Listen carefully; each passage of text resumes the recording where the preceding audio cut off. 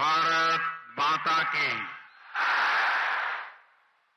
दोनों हाथ ऊपर करके ऐसी तेज आवाज में बोलिए पूरे कर्नाटका में सुनाई दे। भारत माता की। दोनों हाथ ऊपर करके ऐसी तेज आवाज में बोलिए पूरे कर्नाटका में सुनाई दे। भारत माता की। इसका मतलब है कि आपको हिंदी समझ आती है।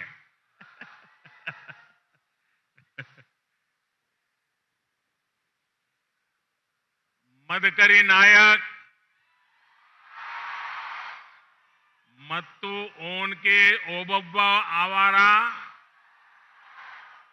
ಚಿತ್ರದುರ್ಗದ ವಿರಾಜಂತೆಗೆ ನನ್ನ ನಮಸ್ಕಾರಗಳು। मैं इस भूमि के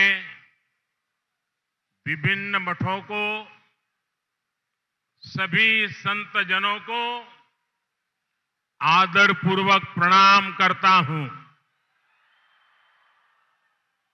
आज इतनी बड़ी संख्या में आप सभी लोग बीजेपी को आशीर्वाद देने के लिए आए हैं।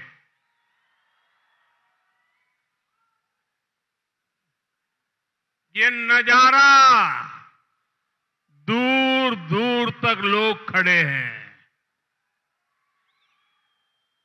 ये कर्नाटका की जनता का निर्णय साफ है। ई बारिया निर्धारा, ई बारिया निर्धारा, ಈ ಬಾರಿಯ ನಿರ್ಧಾರ, ಈ ಬಾರಿಯ ನಿರ್ಧಾರ ಬಹುಮತದ ಬಿಜೆಪಿ ಸರ್ಕಾರ।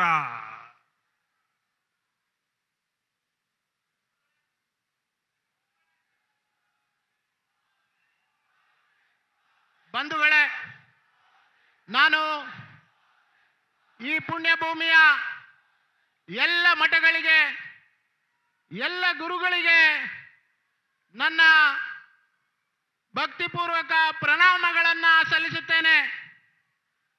ಎಲ್ಲಿ ನೋಡಿದರೂ ಜನಸಾಗರ, ಇಷ್ಟು ದೊಡ್ಡ ಸಂಖ್ಯೆಯಲ್ಲಿ ನೀವೆಲ್ಲರೂ ಕೂಡ ಸೇರಿರೋದು ನೋಡಿದ್ರೆ ನೀವೆಲ್ಲರೂ ಕೂಡ ಈ ಬಾರಿಯ ನಿರ್ಣಯವನ್ನ ಮಾಡಿದ್ದೀರಾ।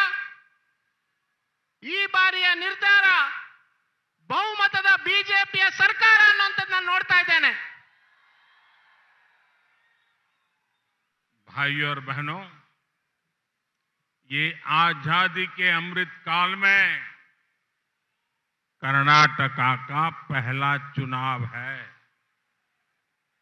ये कर्नाटका का चुनाव कर्नाटका को नंबर 1 राज्य बनाने का चुनाव है। ये चुनाव तय करेगा कि आने वाले 25 वर्षों में कर्नाटका विकास की किस ऊंचाई पर होगा। कर्नाटका को हमें विकसित भारत की ड्राइविंग फोर्स बनाना है, ग्रोथ इंजन बनाना है। और इसलिए हमारे सामने भारतीय जनता पार्टी है। बीजेपी सरकार दोबारा बनाना है, डबल इंजन की सरकार लाना है। ಬಂಧುಗಳೇ, ಇದು ಸ್ವತಂತ್ರದ ಅಮೃತ ಕಾಲದಲ್ಲಿ ನಡೆಯುತ್ತಿರುವಂತಹ ಕರ್ನಾಟಕದ ಮೊದಲ ಚುನಾವಣೆಯಾಗಿದೆ। ಇದು ಕರ್ನಾಟಕವನ್ನ ದೇಶದ ನಂಬರ್ 1 ರಾಜ್ಯವನ್ನಾಗಿ ಮಾಡುವ ಚುನಾವಣೆ ಆಗಿದೆ। ಈ ಚುನಾವಣೆಯಲ್ಲಿ ನಿಶ್ಚಯ ಮಾಡಲಾಗುತ್ತೆ ಬರುವ ಮುಂದಿನ 25 ವರ್ಷಗಳ ಕಾಲ ಕರ್ನಾಟಕ ಯಾವ ಎತ್ತರಕ್ಕೆ ಹೋಗುತ್ತೆ ಅನ್ನುವಂಥದ್ದು ಈ ಚುನಾವಣೆಯಲ್ಲಿ ನಿರ್ಧಾರ ಆಗುತ್ತೆ। ಕರ್ನಾಟಕವನ್ನು ನಾವು ಅಭಿವೃದ್ಧಿಯ ಮುಂಚೂಣಿಯಲ್ಲಿ ಭಾರತದಲ್ಲಿ ನಂಬರ್ 1 ರಾಷ್ಟ್ರ ಮಾಡಬೇಕಾಗಿದೆ। ಅಭಿವೃದ್ಧಿಯ ಇಂಜಿನ್ ಅನ್ನ ಕರ್ನಾಟಕದಲ್ಲಿ ನಾವು ಚಾಲನೆ ಮಾಡಬೇಕು ಅನ್ನೋದಾದ್ರೆ ನಾವು ಭಾರತೀಯ ಜನಕ್ಕೆ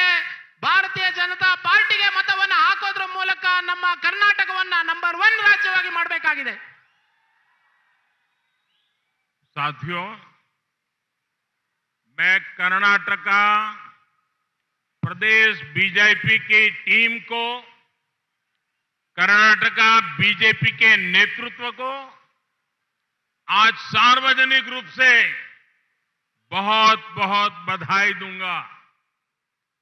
कल जो उन्होंने संकल्प पत्र घोषित किया है, ये बहुत ही अच्छा संकल्प पत्र लेकर आए हैं। इसमें कर्नाटका को देश का नंबर 1 स्टेट बनाने का रोड मैप है। इसमें आधुनिक इंफ्रास्ट्रक्चर का ब्लूप्रिंट है। इसमें महिलाओं के सशक्तिकरण पर जोर है।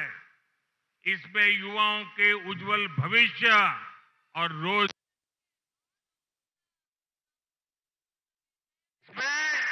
कोस्टल इकोनॉमी को मजबूत करने की बात है।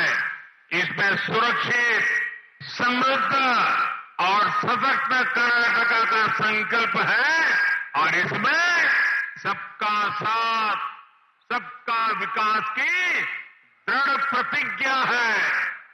ಬಂಧುಗಳೇ, ನಾನು ಕರ್ನಾಟಕ ಬಿಜೆಪಿಗೆ ಅಭಿನಂದನೆಗಳನ್ನ ಈ ವೇದಿಕೆ ಮೂಲಕ ತಿಳಿಸೋದಕ್ಕೆ ಇಚ್ಛೆಪಡ್ತೇನೆ. ಏನು ನಿನ್ನೆ ತಾನೇ ಬಿಡುಗಡೆಯಾದಂತ ಭಾರತೀಯ ಜನತಾ ಪಾರ್ಟಿಯ ಚುನಾವಣಾ ಪ್ರಣಾಳಿಕೆ ತುಂಬಾ ಉತ್ತಮವಾಗಿರುವಂತ ಪ್ರಣಾಳಿಕೆಯನ್ನ ಬಿಡುಗಡೆ ಮಾಡಲಾಗಿದೆ. ಈ ಪ್ರಣಾಳಿಕೆಯಲ್ಲಿ ಕರ್ನಾಟಕವನ್ನು ದೇಶದ ನಂಬರ್ 1 ರಾಜ್ಯವಾಗಿ ಮಾಡಲು ಒಂದು ಸರಿಯಾದಂತ ನಕ್ಷೆಯನ್ನು ಹಾಕಿಕೊಳ್ಳಲಾಗಿದೆ. ಅದೇ ರೀತಿ ಆಧುನಿಕ ಮತ್ತು ಮೂಲಭೂತ ಸೌಕರ್ಯಗಳನ್ನು ಮಾಡುವಂತ ನೀಲಿ ನಕ್ಷೆ ಕೂಡ ಇದರಲ್ಲಿದೆ. ಮಹಿಳೆಯರ ಸಬಲೀಕರಣ ಮಾಡುವಂತ ದೊಡ್ಡ ಪ್ರಯತ್ನವನ್ನು ಕೂಡ ನಾವು ಕಾಣ್ತಾ ಇದ್ದೇವೆ. ಯುವ ಸಮುದಾಯಕ್ಕೆ ಉಜ್ವಲ ಭವಿಷ್ಯ ಮತ್ತು ಉದ್ಯೋಗ ಸೃಷ್ಟಿ ಮಾಡುವಂತದ್ದು, ಬಡವರು, ದೀನರು, ದಲಿತರು, ಶೋಷಿತರು, ವಂಚಿತರು, ಆದಿವಾಸಿಗಳು ಮತ್ತು ಹಿಂದುಳಿದ ವರ್ಗದವರು, ಈ ಎಲ್ಲರ ಕಲ್ಯಾಣದ ಬಗ್ಗೆ ಇದರಲ್ಲಿ ವಿಶ್ವಾಸ ವ್ಯಕ್ತವಾಗಿದೆ. ಅದೇ ರೀತಿ ಎಲ್ಲರ ಸುರಕ್ಷತೆ, ಸಮೃದ್ಧ ಮತ್ತು ಸಕ್ಷಮ ಕರ್ನಾಟಕದ ಸಂಕಲ್ಪ ಸಬ್ಕಾ ಸಾಥ್ ಸಬ್ಕಾ ವಿಕಾಸ್ ಇದರ ದೊಡ್ಡ ಪ್ರತಿಜ್ಞೆಯನ್ನು ನಾವು ಈ ಪ್ರಣಾಳಿಕೆಯಲ್ಲಿ ಕಾಣ್ತಾ ಇದ್ದೇವೆ. साथियों, मैं आपको अलर्ट करना चाहता हूं, सावधान करना चाहता हूं। क्या आप मेरी बात मानोगे? पूरी ताकत से बताइए, मेरी बात मानोगे? पक्का मानोगे? देखिए, कर्नाटका के लोगों को कांग्रेस और जेडीएस दोनों से सावधान रहना है। कांग्रेस, जेडीएस दिखावे के लिए 2 दल हैं, लेकिन दिल से और अपनी करतूतों से ये दोनों एक ही हैं। ये दोनों परिवारवादी हैं, दोनों करप्शन को बढ़ावा देते हैं और दोनों समाज को बांटने की राजनीति करते हैं। इन दोनों दलों की प्राथमिकता कभी भी कर्नाटका का विकास नहीं है। आपके बच्चों का भविष्य उनकी चिंता का विषय नहीं है। ಬಂಧುಗಳೇ, ನಿಮಗೆ ನನ್ನ ಮಾತಿನ ಮೇಲೆ ವಿಶ್ವಾಸ ಇದೆ ಅಂತ ನಾನು ಭಾವಿಸ್ತೇನೆ. ಕರ್ನಾಟಕದ ಜನತೆ ಕಾಂಗ್ರೆಸ್ ಮತ್ತು ಜೆಡಿಎಸ್ಸಿನ ಬಗ್ಗೆ ಎಚ್ಚರದಿಂದ ಇರಬೇಕು. ಕಾಂಗ್ರೆಸ್ ಮತ್ತು ಜೆಡಿಎಸ್ ನೋಡಕ್ಕೆ 2 ಪಕ್ಷಗಳಾದರೂ ಅವರ ಹೃದಯ ಮತ್ತು ಅವರ ದುರುದ್ದೇಶಗಳು 2 ಒಂದೇ ರೀತಿಯಾಗಿದೆ. ಈ 2 ಪಕ್ಷಗಳು ಕುಟುಂಬ ರಾಜಕಾರಣ, ಭ್ರಷ್ಟಾಚಾರಕ್ಕೆ ಕೊಟ್ಟು, ಭ್ರಷ್ಟಾಚಾರವನ್ನ ಬೆಂಬಲವನ್ನು ಕೊಟ್ಟು ಸಮಾಜಗಳನ್ನು ಒಡೆಯುವಂತ ರಾಜಕೀಯವನ್ನ ಅವರು ನಿರಂತರವಾಗಿ ಮಾಡ್ತಾರೆ. ಇವೆರಡು ಪಕ್ಷಗಳ ಪ್ರಾಮುಖ್ಯತೆ ಕರ್ನಾಟಕದ ಅಭಿವೃದ್ಧಿಯನ್ನ ಮಾಡೋ ಕಡೆ ಎಂದೂ ಕೂಡ ಅವರು ಯೋಚನೆಯನ್ನ ಮಾಡಿಲ್ಲ. ನಿಮ್ಮ ಮಕ್ಕಳ ಭವಿಷ್ಯದ ಬಗ್ಗೆ ಅವರು ಎಂದೂ ಕೂಡ ಯೋಚನೆಯನ್ನ ಮಾಡಿಲ್ಲ. साथियों, कांग्रेस जेडीएस के कुशासन का प्रमाण है अपर भद्रा इरिगेशन प्रोजेक्ट। इनको किसानों की चिंता नहीं थी, इसलिए इस प्रोजेक्ट को नजरअंदाज किया। बीजेपी की डबल इंजन सरकार ने अपर भद्रा प्रोजेक्ट को पूरा करने का संकल्प लिया है। इसके लिए 5,500 करोड़ रुपए का बजट तय किया गया है। इस सिंचाई परियोजना से चित्रदुर्ग सहित इस पूरे क्षेत्र के लाखों किसानों को जीवन बदल जाएगा। बीजेपी सरकार ने वाणी विलास सागरा नहरों के आधुनिकीकरण के लिए सैकड़ों करोड़ रुपए का प्रावधान किया है। ಬಂಧುಗಳೇ, ಕಾಂಗ್ರೆಸ್ ಮತ್ತು ಜೆಡಿಎಸ್ಸಿನ ದುರಾಡಳಿತದ ಪ್ರತೀಕ ಯಾವುದು ಅಂತಂದ್ರೆ ಇದೇ ಜಿಲ್ಲೆಯ ಅಪ್ಪರ್ ಭದ್ರಾ ಇರಿಗೇಷನ್ ಪ್ರಾಜೆಕ್ಟ್ ಅನ್ನ ಅವರು ಸಂಪೂರ್ಣವಾಗಿ ನಿರ್ಲಕ್ಷ್ಯ ಮಾಡಿರುವಂತದ್ದು ಅವರ ದುರಾಡಳಿತದ ಪ್ರತೀಕವಾಗಿದೆ. ನಾವು ಭಾರತೀಯ ಜನತಾ ಪಾರ್ಟಿ ವತಿಯಿಂದ ಈ ಯೋಜನೆಯನ್ನ ಪೂರ್ಣ ಮಾಡಬೇಕು ಅಂತ ಹೇಳಿ 5,500 ಕೋಟಿಯಷ್ಟು ಹಣವನ್ನು ನಾವು ಬಿಡುಗಡೆಯನ್ನ ಮಾಡಿದ್ದೇವೆ. ಈ ಯೋಜನೆಯಿಂದ ಈ ಜಿಲ್ಲೆಯ ಪ್ರತಿಯೊಬ್ಬ ರೈತನಿಗೂ ಕೂಡ ಮುಂದಿನ ದಿನಗಳಲ್ಲಿ ನೀರು ಸಿಗುವಂತಹ ರೀತಿ ಯೋಜನೆ ಲಾಭ ಆಗಲಿದೆ. ಇದೇ ಯೋಜನೆ ಅಡಿಯಲ್ಲಿ ಚಿತ್ರದುರ್ಗ ಜಿಲ್ಲೆಯ ವಾಣಿ ವಿಲಾಸ್ ಸಾಗರದ ಆಧುನೀಕರಣವನ್ನು ಮಾಡೋದ್ರ ಮೂಲಕ ಆ ಭಾಗದ ರೈತರ ಶಕ್ತಿಯನ್ನು ನಾವು ಹೆಚ್ಚು ಮಾಡುವಂತ ಪ್ರಯತ್ನವನ್ನು ಬಿಜೆಪಿ ಸರ್ಕಾರ ಮಾಡಿದೆ ಅಂತ ನಾನು ಹೇಳೋದಕ್ಕೆ ಇಷ್ಟಪಡ್ತೇನೆ. भाइयों और बहनों, जब तक कर्नाटका में कांग्रेस जेडीएस की सरकार रही, तब तक हर प्रोजेक्ट पर काम धीमी गति से होता रहा, रिवर्स गियर में ही चला। डबल इंजन सरकार बनते ही इसमें नई गति आई है। कर्नाटका में हाईवे, रेलवे, एयरपोर्ट के लिए सरकार ने बजट में कई गुना वृद्धि की है। अकेले चित्रदुर्ग जिले में ही 3,500 करोड़ रुपए के नेशनल हाईवे प्रोजेक्ट पर काम चल रहा है। तुमकुरू, चित्रदुर्ग, दावणगेरे रेलवे लाइन पर भी काम शुरू हो चुका है। डबल इंजन सरकार कर्नाटका के औद्योगिक विकास के लिए प्रतिबद्ध है।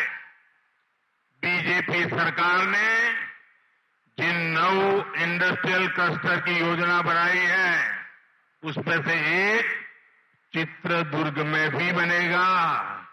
इससे युवाओं के लिए रोजगार के अनेक अवसर बनेंगे।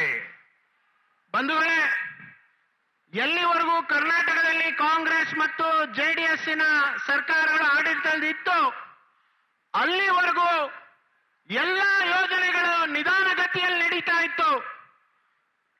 ಆದರೆ ಡಬಲ್ ಇಂಜಿನ್ ಸರ್ಕಾರ ಯಾವಾಗಿಂದ ಅಧಿಕಾರಕ್ಕೆ ಬಂದಿದೆ, ಈ ಎಲ್ಲ ಯೋಜನೆಗಳಿಗೆ ವೇಗವನ್ನು ಕೊಡುವಂತ ಕೆಲಸವನ್ನ ಮಾಡಿದ್ದೇವೆ.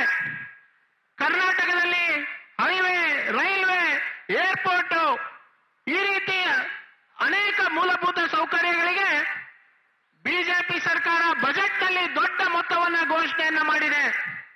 ಬರೀ ಚಿತ್ರದುರ್ಗ ಜಿಲ್ಲೆ ಬಗ್ಗೆ ನಾನು ಹೇಳಬೇಕಾದ್ರೆ 3,500 ಕೋಟಿಗೂ ಹೆಚ್ಚು ಹಣವನ್ನು ನಾವು ಚಿತ್ರದುರ್ಗ ಜಿಲ್ಲೆಯ ಹೈವೇಗಳ ಮೇಲೆ ಬಂಡವಾಳ ಹಾಕಿದ್ದೇವೆ.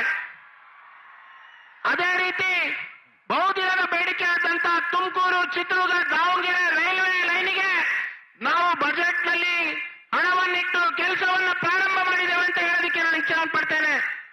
ಡಬಲ್ ಇಂಜಿನ್ ಸರ್ಕಾರ ಇವತ್ತು ಎಲ್ಲ ಕಡೆಗಳಲ್ಲಿ ಕೈಗಾರಿಕಾ ಪ್ರದೇಶಗಳ ಸ್ಥಾಪನೆಯನ್ನ ಮಾಡ್ತಾ ಇದೆ.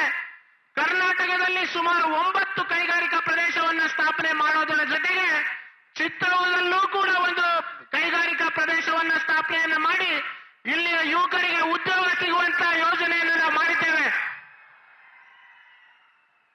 साथियों, एलू सिप्तिना कोटे यानी सुरक्षा के 7 घेरों का क्षेत्र है।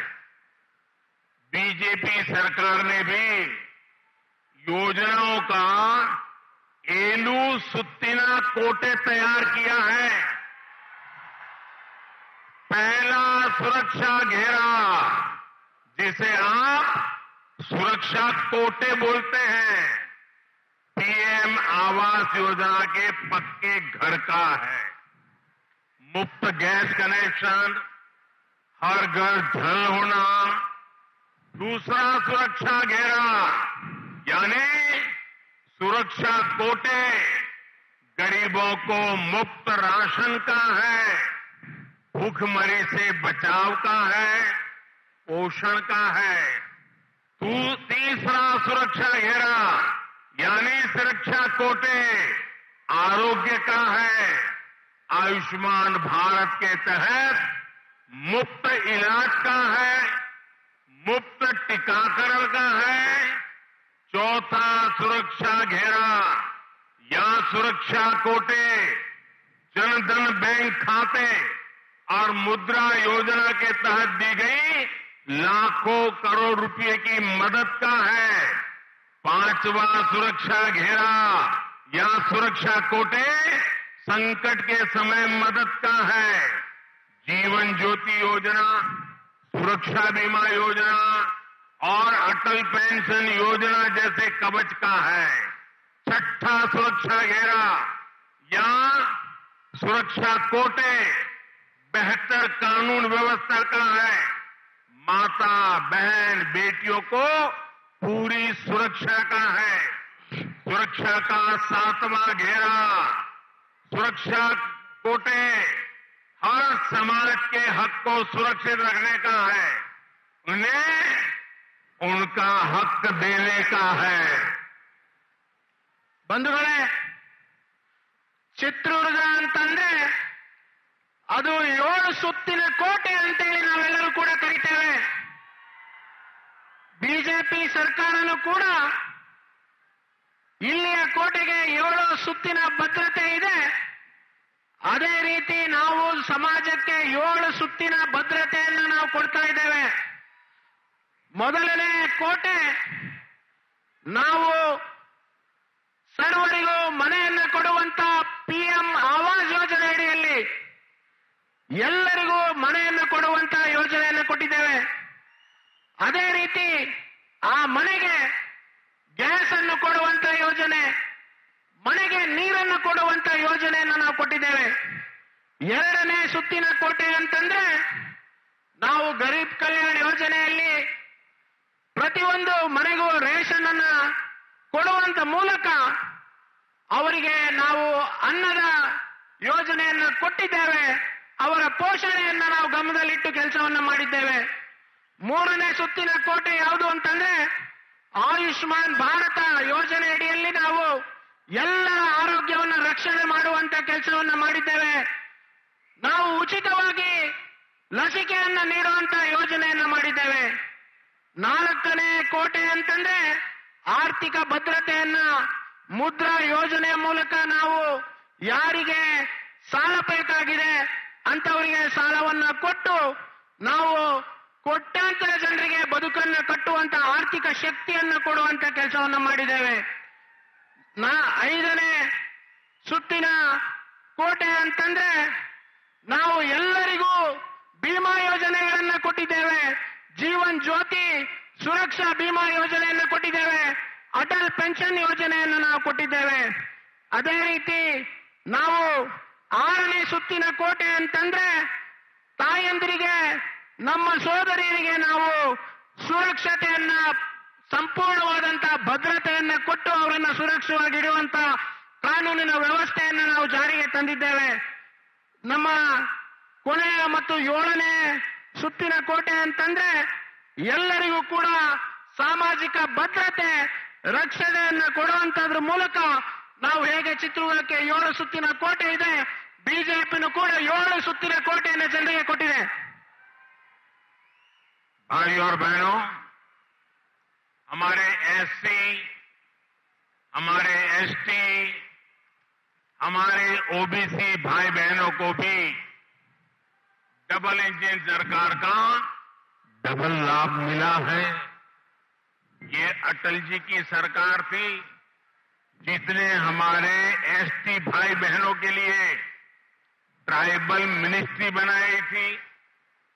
यहां की बीजेपी सरकार ने भी आदिवासी भाई बहनों के लिए अनेक योजनाएं चलाई है। हमने बंजारा लंबानी समाज के साथियों को पहली बार प्रॉपर्टी का हक दिया है। उनकी बस्तियों को गांव का दर्जा दिया है। हमने भूमिहीनों को भूमि के पट्टे दिए हैं। बच्चों को स्कॉलरशिप की सुविधा दी है। ऐसे हर कदम से इनके भविष्य में पक्के घर और दूसरी सुविधाएं मिलना और आसान हो जाएगा। ಬಂಧುಗಳೇ, ನಮ್ಮ ಎಸ್ಸಿ, ಎಸ್ಟಿ ಮತ್ತು ಒಬಿಸಿ ಬಂಧುಗಳಿಗೆ ನಮ್ಮ ಡಬಲ್ ಇಂಜಿನ್ ಸರ್ಕಾರದ ಅಡಿಯಲ್ಲಿ ಅನೇಕ ಯೋಜನೆಗಳ ಲಾಭವನ್ನು ನಾವು ಕೊಟ್ಟಿದ್ದೇವೆ. ಅಟಲ್ ಬಿಹಾರಿ ವಾಜಪೇಯಿ ಅವರ ಸರ್ಕಾರ ಇದ್ದಂತಹ ಸಂದರ್ಭದಲ್ಲಿ ಒಂದು ಎಸ್ಟಿ ಬಂಧುಗಳಿಗೆ ನಾವು ಒಂದು ಮಂತ್ರಾಲಯವನ್ನು ಪ್ರಾರಂಭವನ್ನ ಮಾಡಿದ್ದು. ಅದೇ ರೀತಿ ಇಲ್ಲಿಯ ಭಾರತೀಯ ಜನತಾ ಪಾರ್ಟಿಯ ಸರ್ಕಾರ ಆದಿವಾಸಿ ಬಂಧುಗಳಿಗೆ ಅನೇಕ ಉತ್ತಮ ಯೋಜನೆಗಳನ್ನು ಕೊಟ್ಟಿದೆ. ನಮ್ಮ ಬಂಜಾರ ಲಂಬಾಣಿ ಸಮಾಜದ ಬಂಧುಗಳಿಗೆ ನಾವು ಮೊಟ್ಟ ಮೊದಲನೇ ಬಾರಿ ನಾವು ಹಕ್ಕುಪತ್ರಗಳನ್ನು ವಿತರಣೆಯನ್ನು ಮಾಡಿದ್ದೇವೆ. ಅದೇ ರೀತಿ ಯಾರಿಗೆ ಭೂಮಿ ಇರಲಿಲ್ಲ ಅಂತವರಿಗೆ ಭೂಮಿಯನ್ನು ಕೊಡುವಂತಹದನ್ನು ಮಾಡಿದ್ದೇವೆ. ಅವರ ಮಕ್ಕಳಿಗೆ ನಾವು ಸ್ಕಾಲರ್ಶಿಪ್ ಕೊಡುವಂತಹದನ್ನು ಮಾಡಿದ್ದೇವೆ.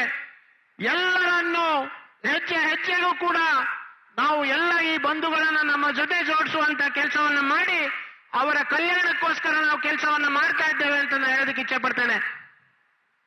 भाइयों और बहनों, कांग्रेस कभी बीजेपी के विकास कार्यों का मुकाबला कर ही नहीं सकती। कांग्रेस ने 2014 से पहले के 10 सालों में जितने मेडिकल कॉलेज बनाए, बीजेपी सरकार ने उससे 2 गुने मेडिकल कॉलेज सिर्फ 9 वर्ष में बना डाले। यहां चित्रदुर्ग में भी नया मेडिकल कॉलेज स्वीकृत हो चुका है। इससे स्वास्थ्य सुविधा तो बढ़ेगी ही, यहां के मेरे जो नौजवान हैं ना, अब तो बेबी डॉक्टर, पैरामेडिक्स का अवसर मिलेगा। कुछ समय पहले ही केंद्र सरकार ने 150 से अधिक नर्सिंग कॉलेज स्वीकृत किए। इससे कर्नाटक के भी सैकड़ों युवाओं को, युवतियों को इस क्षेत्र में अवसर मिलेंगे और दुनिया के देशों में जाने की एक नई ताकत खड़ी हो जाएगी। ಬಂಧುಗಳೇ, ಕಾಂಗ್ರೆಸ್ ಯಾವತ್ತೂ ಕೂಡ ಭಾರತೀಯ ಜನತಾ ಪಾರ್ಟಿಯ ಅಭಿವೃದ್ಧ ವೇಗದಕ್ಕೆ ಅವರು ಕಲ್ಪನೆಯನ್ನು ಕೂಡ ಮಾಡೋದಕ್ಕಾಗೋದಿಲ್ಲ. ಕಾಂಗ್ರೆಸ್ಸಿನ 2014ನಿಂದ ಮುಂಚೆ 10 ವರ್ಷಗಳಲ್ಲಿ ಏನೋ ಅವರು ಮೆಡಿಕಲ್ ಕಾಲೇಜ್ಗಳನ್ನ ಮಾಡಿದ್ರು. ಬಿಜೆಪಿ ಸರ್ಕಾರ ಕೇವಲ 9 ವರ್ಷಗಳಲ್ಲಿ ಅದರ ಡಬ್ಬಲ್ ಆಗಿರುವಷ್ಟು ಮೆಡಿಕಲ್ ಕಾಲೇಜ್ಗಳನ್ನು ನಾವು ಮಾಡಿದ್ದೇವೆ. ಇಲ್ಲೇ ಚಿತ್ರದುರ್ಗದಲ್ಲಿ ನಾವು ಒಂದು ಮೆಡಿಕಲ್ ಕಾಲೇಜನ್ನು ಪ್ರಾರಂಭವನ್ನು ಮಾಡಿದ್ದೇವೆ.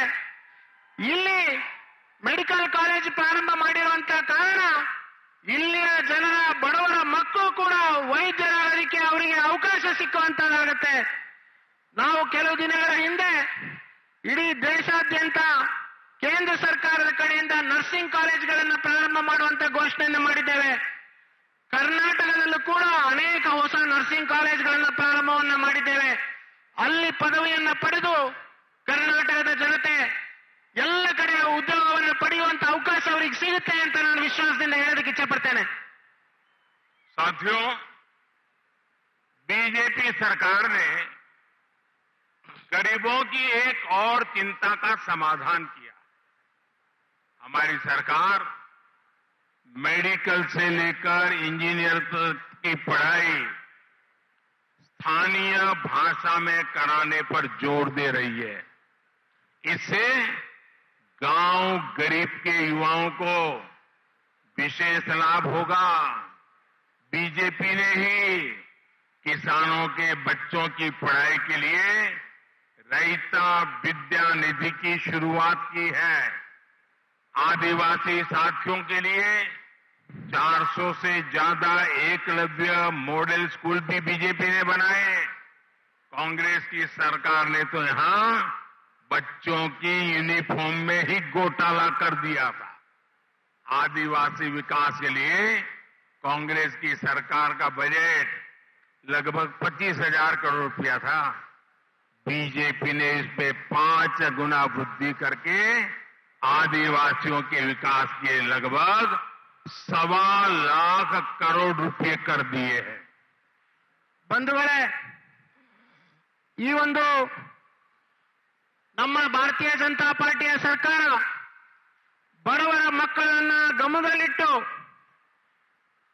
ಮೆಡಿಕಲ್ ಕಾಲೇಜಿನ ಎಕ್ಸಾಮಿನೇಷನ್ಗಳು, ಇಂಜಿನಿಯರಿಂಗ್ ಕಾಲೇಜಿನ ಎಕ್ಸಾಮಿನೇಷನ್ಗಳು ಈ ಎಲ್ಲವನ್ನು ಕೂಡ ನಾವು ಸ್ಥಳೀಯ ಭಾಷೆಯಲ್ಲಿ ಅಂದ್ರೆ ಕನ್ನಡದಲ್ಲಿ ಬರೆಯುವಂತ ರೀತಿಯಲ್ಲಿ ನಾವು ಪರೀಕ್ಷೆಗಳನ್ನು ಮಾಡಿಸ್ತಾ ಇದ್ದೇವೆ. ಅದೇ ರೀತಿ ನಾವು ಹಳ್ಳಿಯಲ್ಲಿ ಈ ಯೋಜನೆಯಿಂದ ಈ ರೀತಿ ನಾವು ಕನ್ನಡದಲ್ಲಿ ಮಾಡುವಂತದ್ರಿಂದ ಅದರ ವಿಶೇಷ ಲಾಭ ಎಲ್ಲ ಹಳ್ಳಿಯ ಮಕ್ಕಳಿಗೆ, ಗ್ರಾಮೀಣ ಭಾಗದ ಮಕ್ಕಳಿಗೆ ಸಿಗುವಂತದನ್ನು ನಾವು ಮಾಡಿದ್ದೇವೆ. ನಮ್ಮ ರೈತರ ಮಕ್ಕಳಿಗೆ ನಾವು ಹೊಸ ಯೋಜನೆಯ ಮೂಲಕ ರೈತ ವಿದ್ಯಾ ನಿಧಿಯಲ್ಲಿ ನಾವು ಸ್ಕಾಲರ್ಶಿಪ್ ಕೊಡುವಂತ ಯೋಜನೆಯನ್ನು ಜಾರಿಗೆ ತಂದಿದ್ದೇವೆ. ಆದಿವಾಸಿ ಮಕ್ಕಳ ವಿದ್ಯಾಭ್ಯಾಸಕ್ಕಾಗಿ ನಾವು 400ಕ್ಕಿಂತ ಹೆಚ್ಚು ಏಕಲವ್ಯ ಶಾಲೆಗಳನ್ನು ನಾವು ತೆಗೆದಿದ್ದೇವೆ. ಕಾಂಗ್ರೆಸ್ ಸರ್ಕಾರ ಇದ್ದಂತಹ ಸಂದರ್ಭದಲ್ಲಿ ಅವರು ಈ ಮಕ್ಕಳ ಯೂನಿಫಾರ್ಮ್ ನಲ್ಲೂ ಕೂಡ ಅವರು ಭ್ರಷ್ಟಾಚಾರವನ್ನ ಮಾಡಿ ಹಗರಣವನ್ನ ಮಾಡಿರುವಂತಹ ನಿಮ್ಮೆಲ್ಲರೂ ಕೂಡ ಗೊತ್ತಿರುವಂತ ವಿಷಯ. ಆದಿವಾಸಿಗಳ ವಿಕಾಸಕ್ಕೋಸ್ಕರ ನಾವು ಇವತ್ತಿನ ಬಜೆಟ್ ಅಲ್ಲಿ ನಾವು 1.25 ಲಕ್ಷ ಕೋಟಿ ಅಷ್ಟು ಹಣವನ್ನು ನಾವು ಮೀಸಲಿಟ್ಟರೆ ಕಾಂಗ್ರೆಸ್ ಕೇವಲ 25,000 ಕೋಟಿ ಅಷ್ಟೇ ಕೊಟ್ಟಿತ್ತು. ನಾವು ಅದನ್ನು 5 ಪಟ್ಟು ಹೆಚ್ಚು ಮಾಡಿ 1.25 ಲಕ್ಷ ಕೋಟಿಗೆ ಹೆಚ್ಚನ್ನು ಮಾಡಿದ್ದೇವೆ ಅಂತ ಹೇಳೋದಕ್ಕೆ ಇಷ್ಟಪಡ್ತೇನೆ. ಇವತ್ತು ಇವೆಲ್ಲವೂ ಕೂಡ ನಮಗೆ ಒಂದು ರೀತಿಯ ಆಶೀರ್ವಾದ ರೀತಿಯಲ್ಲಿ ತಮ್ಮೆಲ್ಲರಿಂದ ಸಿಗ್ತಾ ಇದೆ. साथियों, कर्नाटका के लोगों को कांग्रेस का इतिहास और उसकी सोच कभी भी भूलनी नहीं है. कांग्रेस का इतिहास आतंक और आतंकवादियों के तुष्टीकरण का है. जब दिल्ली में बाटला हाउस एनकाउंटर हुआ तो कांग्रेस की सबसे बड़ी नेता की आंखों में आतंकियों के मर जाने की खबर सुनकर आंसू आ गए थे. जब सर्जिकल स्ट्राइक हुए, जब एयर स्ट्राइक हुए तो कांग्रेस ने देश की सेनाओं के सामर्थ्य पर ही सवाल खड़ा कर दिया. यहां कर्नाटक में तो आप लोगों ने देखा है कांग्रेस कैसे आतंक को बढ़ावा देती रही है.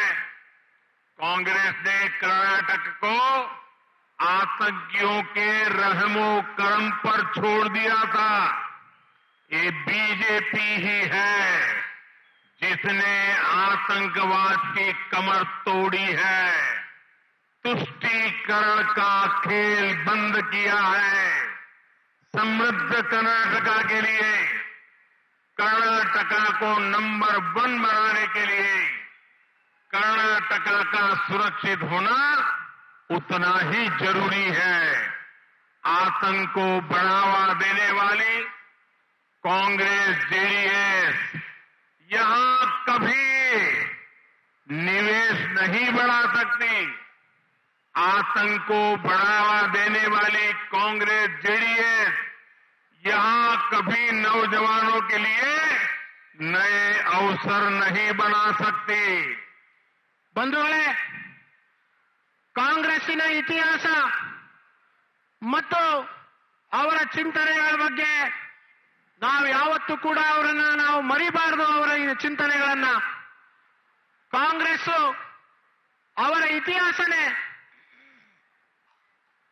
ಆತಂಕ ಮತ್ತು ಆತಂಕವಾದಿಗಳ ತುಷ್ಟೀಕರಣ ಮಾಡುವಂಥದ್ದು ಕಾಂಗ್ರೆಸ್ಸಿನ ಇತಿಹಾಸವಾಗಿದೆ. ದೆಹಲಿಯ ಬಾಟ್ಲಾ ಹೌಸ್ನಲ್ಲಿ ಎನ್ಕೌಂಟರ್ ಆಗಿ ಒಬ್ಬ ಉಗ್ರವಾದಿ ಸತ್ತಂತಹ ಸಂದರ್ಭದಲ್ಲಿ ಕಾಂಗ್ರೆಸ್ಸಿನ ನಾಯಕರು ಕಣ್ಣೀರು ಹಾಕಿರುವಂತದನ್ನ ನಾವು ನೋಡಿದ್ದೇವೆ. ಸರ್ಜಿಕಲ್ ಸ್ಟ್ರೈಕ್ ಆದಂತಹ ಸಂದರ್ಭದಲ್ಲೂ ಕೂಡ ಕಾಂಗ್ರೆಸ್ ದೇಶದ ಸೇನೆಯನ್ನ ಸಮರ್ಥನೆ ಮಾಡೋ ಬದಲು ಅವರಿಗೆ ಅವಮಾನ ಮಾಡುವಂತಹ ಕೆಲಸವನ್ನ ಮಾಡಿದ್ದಾರೆ.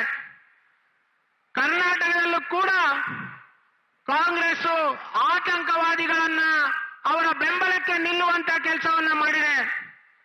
ಕರ್ನಾಟಕದಲ್ಲಿ ಯಾವಾಗ ಉಗ್ರ ಘಟನೆಗಳು ನಡೆದರೂ ಕೂಡ ಕಾಂಗ್ರೆಸ್ ಅವರ ಪರವಾಗಿ ಮಾತನಾಡುವಂತದ್ದು ನೋಡಿದ್ದೇವೆ.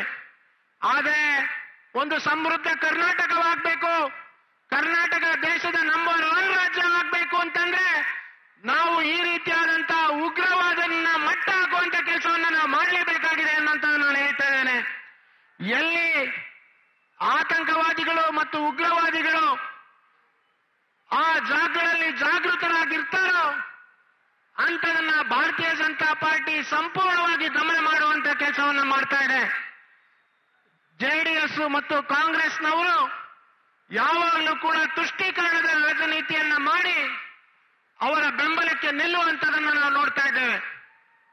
साथियों, अक्सर कोई कंपनी बाजार में अपना कोई सामान लाती है तो साथ ही वो एक वारंटी भी देती है और कंपनी ये भी कहती है कि वारंटी खत्म होने के बाद कंपनी की कोई जिम्मेदारी नहीं होगी। कांग्रेस ने भी अपनी वारंटी खो दी है। कांग्रेस की वारंटी खत्म हो चुकी है। कांग्रेस विश्वसनीयता खो दी है। ऐसे में बिना वारंटी वाली कांग्रेस की गारंटी भी उतनी ही झूठी है और ये झूठी गारंटियों का कांग्रेस का ट्रैक रिकॉर्ड बहुत पुराना है। मुझे याद है कि बरसों तक सत्ता से बाहर रहने वाले बाद 2012 में, मैं गुजरात की बात कर रहा हूं, 2012 में भी कांग्रेस ऐसी झूठी गारंटी लेकर गुजरात के लोगों को भ्रमित कर रही थी। कांग्रेस ने कार्डबोर्ड से मकान बनाए, मॉडल मकान, और लोगों को ले जाते थे दिखाने के लिए कि देखो हम ऐसा मकान बना करके देंगे, और फिर वे फॉर्म भरवाते थे मकान के लिए और पीछे से कुछ लोग फॉर्म के नाम पर गरीबों से 200, 500 रुपया भी मार लेते थे, रिश्वत ले लेते थे। एक वो समय है और आज का समय है। गुजरात में कांग्रेस का झंडा उठाने के लिए दूसरे राज्यों से लोगों को लाना पड़ रहा है। पिछले कुछ सालों से यही फर्जीवाड़ा कांग्रेस हर राज्य में कर रही है। मैंने सुना है कर्नाटका में भी ये अपनी गारंटियों का फॉर्म भरवाने लगे हैं और अब तो जांच इस बात की होनी चाहिए कि झूठी गारंटी के फॉर्म को दिखाकर कांग्रेस कितनी रिश्वत ले रही है। बंधुಗಳೇ, ನಾವು ಏನಾದರೂ ಮಾರುಕಟ್ಟೆಯಲ್ಲಿ ನಾವು ಸಾಮಾನು ತಗೊಳ್ಳೋಕೆ ಹೋದಂತಹ ಸಂದರ್ಭದಲ್ಲಿ ಆ ವಸ್ತುವನ್ನು ಖರೀದಿ ಮಾಡಿದಾಗ ನಮಗೆ ಒಂದು ಗ್ಯಾರಂಟಿಯನ್ನ ಕೊಡಲಾಗುತ್ತೆ. ಆ ಗ್ಯಾರಂಟಿಗೆ ಒಂದು ಸಮಯ ನಿಗದಿ ಕೂಡ ಆಗಿರುತ್ತೆ. ಆ ಸಮಯ ಮುಗಿದ ನಂತರ ಆ ಗ್ಯಾರಂಟಿಯು ಕೂಡ ಯಾವುದೂ ಬೆಲೆ ಇರೋದಿಲ್ಲ. ಈಗ ಇಡೀ ದೇಶದಲ್ಲಿ ಕಾಂಗ್ರೆಸ್ಸಿನ ಸಮಯ ಮುಗಿದಿದೆ. ಹಾಗಾಗಿ ಕಾಂಗ್ರೆಸ್ ಕೊಡುವಂತ ಗ್ಯಾರಂಟಿಗೆ ಯಾವುದೇ ವಾರಂಟಿ ಇಲ್ಲ ಅನ್ನೋಂಥದ್ದನ್ನು ನಾನು ಹೇಳೋದಕ್ಕೆ ಇಷ್ಟಪಡ್ತೇನೆ. ಕಾಂಗ್ರೆಸ್ನವರು ಮನೆ ಮನೆಗೆ ಗ್ಯಾರಂಟಿಗಳನ್ನ ಕೊಡ್ತೇವೆ ಅಂತ ಹೇಳಿ ಸುಳ್ಳಿನ ಗ್ಯಾರಂಟಿಗಳನ್ನ ಕೊಡುವಂತ ಪ್ರಯತ್ನವನ್ನು ಮಾಡ್ತಾ ಇದ್ದಾರೆ. 2012ರಲ್ಲಿ ಗುಜರಾತ್ನಲ್ಲಿ ಚುನಾವಣೆ ಆಗುವ ಸಂದರ್ಭದಲ್ಲೂ ಕೂಡ ಇದೇ ರೀತಿ ಮನೆಗಳಿಗೆ ಹೋಗಿ ನಾವು ಮನೆಗಳನ್ನ ಕೊಟ್ಕೊಡ್ತೀವಿ, ಮಾದರಿ ಮನೆಗಳನ್ನು ನಿಮಗೆ ನಿರ್ಮಾಣ ಮಾಡಿಕೊಡ್ತೀವಿ ಅಂತ ಗ್ಯಾರಂಟಿಯನ್ನ ಕೊಡೋ ಪ್ರಯತ್ನವನ್ನ ಮಾಡಿದ್ರು. ಆದರೆ ಆ ಸಂದರ್ಭದಲ್ಲಿ ಅವರು ಗ್ಯಾರಂಟಿ ಕಾರ್ಡ್ ಅನ್ನ ಫುಲ್ ಭರ್ತಿ ಮಾಡ್ಕೊಳ್ಳೋದಕ್ಕೋಸ್ಕರ ಅದರಲ್ಲೂ 500 ರೂಪಾಯಿ ಲಂಚವನ್ನ ಪಡೆದಿರುವಂತದನ್ನು ನಾವು ನೋಡಿದ್ದೇವೆ. ಅದರಲ್ಲೂ ಕೂಡ ಭ್ರಷ್ಟಾಚಾರವನ್ನ ಮಾಡಿದ್ದಾರೆ. ಹಾಗಾಗಿ ನಾನು ಗಟ್ಟಿಯಾಗಿ ಹೇಳೋದಕ್ಕೆ ಇಷ್ಟಪಡ್ತೇನೆ, ಕಾಂಗ್ರೆಸ್ಸಿನ ಯಾವುದೇ ಗ್ಯಾರಂಟಿಗಳಿಗೆ ಬೆಲೆ ಇಲ್ಲ. ಕಾಂಗ್ರೆಸ್ಸಿನ ವಾರಂಟಿನ ಪೂರ್ತಿ ಮುಕ್ತಾಯವಾಗಿದೆ ಅಂತ ಹೇಳೋದಕ್ಕೆ ಇಚ್ಛೆ ಪಡ್ತೇನೆ. कांग्रेस को पक्का पता है कि कर्नाटका के लोग उसे सत्ता में नहीं आने देंगे, इसलिए वो बड़े बड़े झूठे वायदे कर रही है.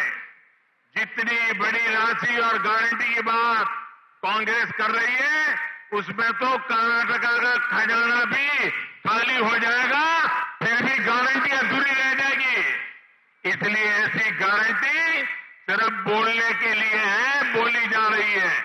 ये गारंटी अगर पूरी करनी है तो राज्य के विकास के सारे काम बंद कर देने पड़ेंगे. आपके बच्चों के भविष्य के पैसे वो खा जाएंगे, खर्च कर देंगे. इसके लिए एक काम कांग्रेस और करेगी. कांग्रेस भाजपा की सारी योजनाओं को रिवर्स गियर में डाल देगी. गरीब कल्याण की योजनाएं बीजेपी ने शुरू की है, उन्हें कांग्रेस बंद करने में तैयारी में है. ಬಂಧುಗಳೇ, ಕರ್ನಾಟಕ ಜನತೆ ಯಾವತ್ತೂ ಕೂಡ ಕಾಂಗ್ರೆಸ್ ಅನ್ನ ಮತ್ತೆ ಅಧಿಕಾರಕ್ಕೆ ತರೋದಿಲ್ಲ ಅಂತ ಗೊತ್ತಿದೆ. ಅದಕ್ಕಾಗಿ ಅವರು ಈ ಸುಳ್ಳಿನ ಗ್ಯಾರಂಟಿಗಳನ್ನ ಕೊಡ್ತಾ ಜನರಿಗೆ ದಿಕ್ಕು ತಪ್ಪಿಸುವಂತ ಕೆಲಸವನ್ನು ಅವರು ಮಾಡ್ತಾ ಇದ್ದಾರೆ.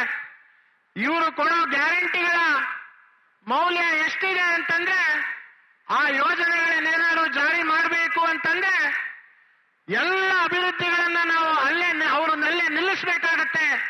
ಸಂಪೂರ್ಣ ಅಭಿವೃದ್ಧಿಯನ್ನ ನಿಲ್ಲಿಸಿ ಈ ಗ್ಯಾರಂಟಿಗೆ ಹಣ ಕೊಡುವಂತ ಒಂದು ಬೇಕಾಗತ್ತೆ.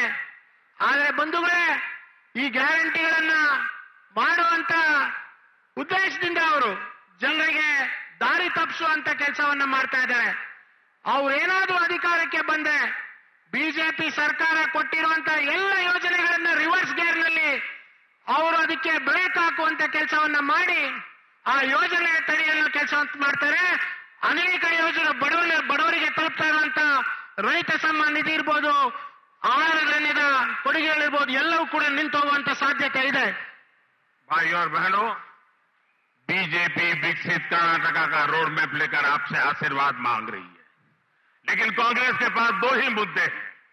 एक तो वो रिटायरमेंट के नाम पर वोट मांग रहे हैं, आखिरी बार सीएम बना दो, ये उनका घोषणा पत्र है.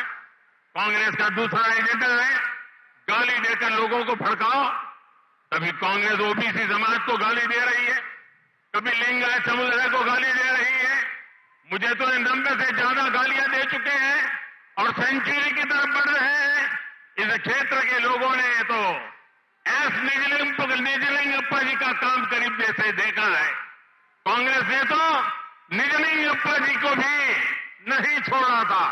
उनका अपमान करने वाली कांग्रेस गालियों की सेंचुरी बना सकती है. ಬಂಧುಗಳೇ, ಭಾರತೀಯ ಜನತಾ ಪಾರ್ಟಿ ಒಂದು ಅಭಿವೃದ್ಧಿಯ ಕರ್ನಾಟಕವನ್ನ ಬಯಸುವಂತ ಕೆಲಸವನ್ನ ಮಾಡ್ತಿದೆ, ಒಂದು ವಿಕಾಸದ ಕರ್ನಾಟಕ ಮಾಡುವಂತ ಪ್ರಯತ್ನವನ್ನ ಮಾಡ್ತಾ ಇದೆ. ಆದರೆ ಕಾಂಗ್ರೆಸ್ಸಿನ ಉದ್ದೇಶನೇ ಬೇರೆಯಾಗಿದೆ. ಕಾಂಗ್ರೆಸ್ ಈ ಸಂದರ್ಭದಲ್ಲಿ ತಮಗೆ ತಿಳಿದಂತ ಮಾತುಗಳನ್ನ ಆಡಿ ತಾವು ಎಲ್ಲರೂ ಕೂಡ ಬೈಯುವಂತ ಕೆಲಸವನ್ನ ಮಾಡಿ ಸಮಾಜಗಳನ್ನು ಒಡೆಯುವಂತ ಕೆಲಸವನ್ನ ಮಾಡ್ತಾ ಇದೆ. ಕಾಂಗ್ರೆಸ್ ತನ್ನ ಎಲ್ಲ ಭಾಷಣಗಳಲ್ಲಿ ಕಾಂಗ್ರೆಸ್ಸಿನ ನಾಯಕರು ದ್ವೇಷವನ್ನ ಹುಟ್ಟಿಸುವಂತ ಭಾಷಣಗಳನ್ನ ಮಾಡಿ ಸಮಾಜದಲ್ಲಿ ಆತಂಕವನ್ನು ಸೃಷ್ಟಿಯನ್ನ ಮಾಡ್ತಾ ಇದ್ದಾರೆ. ವೈಯಕ್ತಿಕವಾಗಿ 90ಕ್ಕಿಂತ ಹೆಚ್ಚು ಬಾರಿ ನನಗೆ ನಿಂದನೆಯನ್ನ ಮಾಡಿದ್ದಾರೆ. ಆದರೆ ಕಾಂಗ್ರೆಸ್ಸಿನ ನಿಜ ಬಣ್ಣವನ್ನ ಕರ್ನಾಟಕದ ಜನತೆ ಅರಿತುಕೊಂಡಿದ್ದಾರೆ ಅಂತ ನಾನು ಭಾವಿಸ್ತೇನೆ. भाइयों और बहनों, हिंदुस्तान के हर कोने में से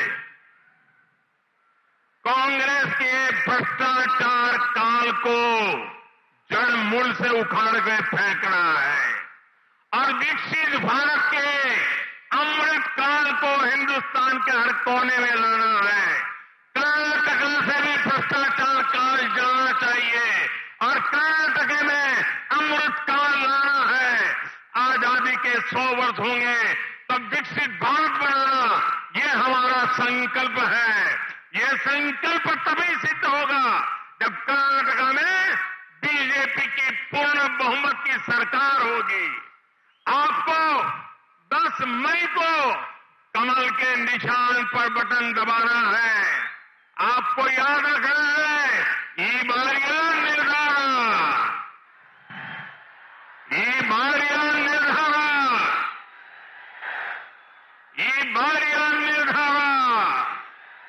आपको बूथ बूथ तक घर जाना है. जाएंगे, हर एक बूथ में जाएंगे, हाथ ऊपर करके बताए जाएंगे, घर घर जाएंगे, हर मतदाता को मिलेंगे, बीजेपी को वोट देने के लिए कहेंगे, ज्यादा से ज्यादा मतदान कराएंगे, बूथ को जीत करके लाएंगे. एक भी बीत हारेगा नहीं ना, पक्का जीतेंगे. अच्छा, एक मेरा काम करेंगे, जरा जोर से बताइए, मेरा काम करेंगे, जरा जोर से बताइए, हाथ ऊपर करके बताइए, करेंगे. अच्छा, अपने मोबाइल की फ्लैश लाइट लगा के बताइए, मेरा काम करेंगे. अपने मोबाइल फोन की फ्लैश लाइट जला के बताइए, एक मेरा काम करेंगे, मेरा पर्सनल काम करेंगे, पक्का करेंगे. तो जरा ध्यान से सुन लीजिए क्या काम करने का. घर घर जाइएगा, सभी मतदाताओं को नमस्कार कीजिएगा और उनको कहिएगा, उनको बताना है, सुन लीजिए, हर मतदाता को कहना है, आपके सेवक दिल्ली से मोदी जी आए थे और मोदी जी ने आकर के आपको नमस्कार भेजा है, आपको प्रणाम कहा है. क्या कहेंगे? घर घर जाकर के मेरा नमस्कार कहेंगे, घर घर जाकर के मेरा प्रणाम कहेंगे. आप सबको जब मेरा नमस्कार कहेंगे, आप सबको जब मेरा प्रणाम कहेंगे, तो लोग मुझे आशीर्वाद देंगे. वो आशीर्वाद मेरी ताकत बन जाता है और उस ताकत से मैं दिन रात लोगों की सेवा कर सकता हूं, कर्नाटक की सेवा कर सकता हूं. इसलिए घर घर जाएंगे, जोर से बोलिए जाएंगे, हाथ ऊपर कर करके बोलिए जाएंगे, मेरा प्रणाम पहुंचाएंगे. बोलो भारत माता की, भारत माता की, भारत माता की. धन्यवाद.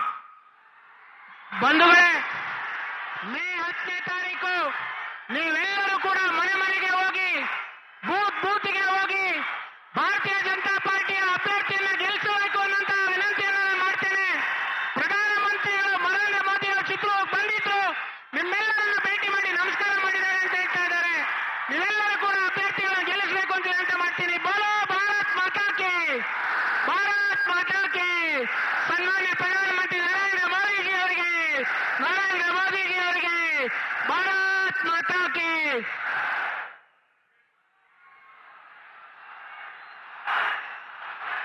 ಮಲೆನಾಡು ಚಿತ್ರದುರ್ಗದಲ್ಲಿ ಭರ್ಜರಿ ಮತಬೇಟೆಯಲ್ಲಿ ತೊಡಗಿದ್ರು ಇಷ್ಟೊತ್ತು ಮೋದಿ ಅವರು ತಮ್ಮ ಭಾಷಣವನ್ನ ಮುಗಿಸಿದ್ದಾರೆ. ಕಾಂಗ್ರೆಸ್ ಜೆಡಿಎಸ್ ವಿರುದ್ಧ ನಿರೀಕ್ಷೆಯಂತೆ ವಾಗ್ದಾಳಿಯನ್ನ ಮುಂದುವರೆಸಿದ್ದಾರೆ.